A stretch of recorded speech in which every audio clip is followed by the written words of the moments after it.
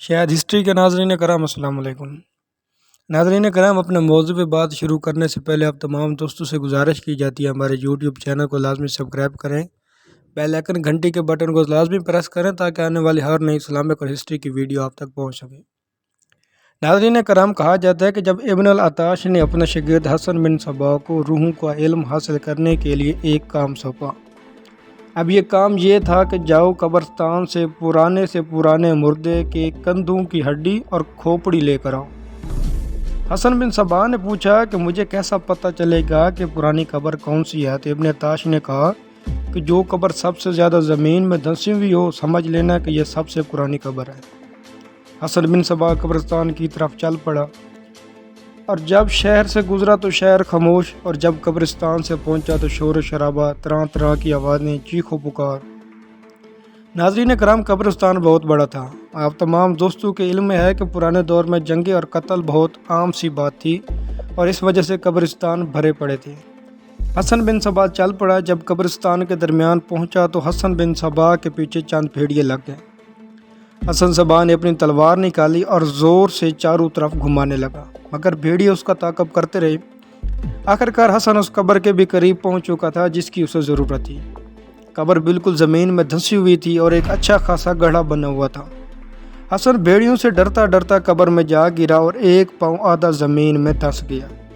حسن صبا نے جب غور کیا تو نیچے ایک بلی پڑی تھی۔ اس نے وہ بلی اٹھا کے بھیڑیوں کی طرف پھینک دی۔ بھیڑیوں نے بلی کو پکڑا اور چلے گئے۔ حسن صبا کو اب سمجھ لگ چکی تھی کہ بھیڑیے اپنے شکار کی طرف دوڑ رہے تھے، میری طرف نہیں۔ حسن جب اس انسان کی کھوپڑی اور کندھوں کی ہڈی کو قبر سے اٹھانے لگا تو اچانک سے تیز بارش اور بجلی گرجنے لگی۔ حسن اب پریشان ہوا۔ حسن کھڑا ہو گیا کیونکہ وہ جانتا تھا کہ اگر کسی نیک مردے کی قبر کو کھولا جائے تو اللہ اسی وقت اس پر عذاب نازل کر دیتا ہے۔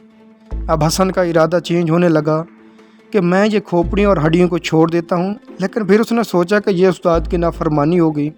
آخرکار اس نے ہمت کی اور چل پڑا۔ قبرستان سے نکلتے وقت حسن نے دیکھا کہ ایک شخص جو ہیبت سے اور دہشت سے بھرا ہوا حسن کی طرف بازو پھیلا کر کھڑا تھا۔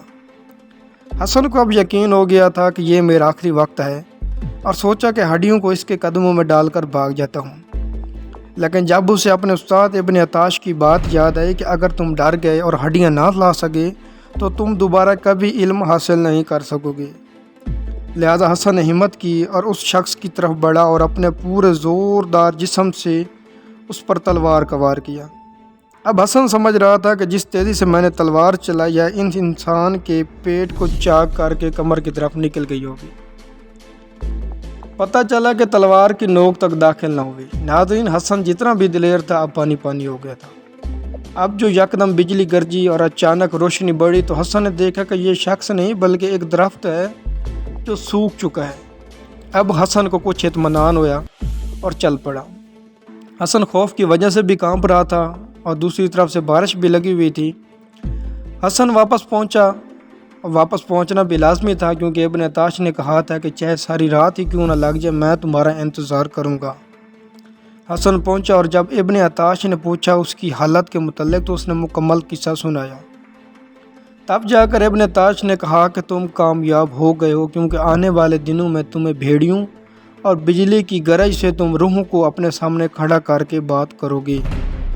اور آخرکار حسن صبا اس مقصد میں کامیاب ہو گیا۔ ناظرین کرام، امید کرتے ہیں آپ کو یہ ویڈیو اچھی لگی ہوگی۔ اگر ویڈیو اچھی لگی ہے تو برائے مہربانی ہمیں سپورٹ کریں، چینل کو لازمی سبسکرائب، شیئر، بیل آئیکن گھنٹی کے بٹن کو لازمی پریس کر دیں۔ ملتے ہیں۔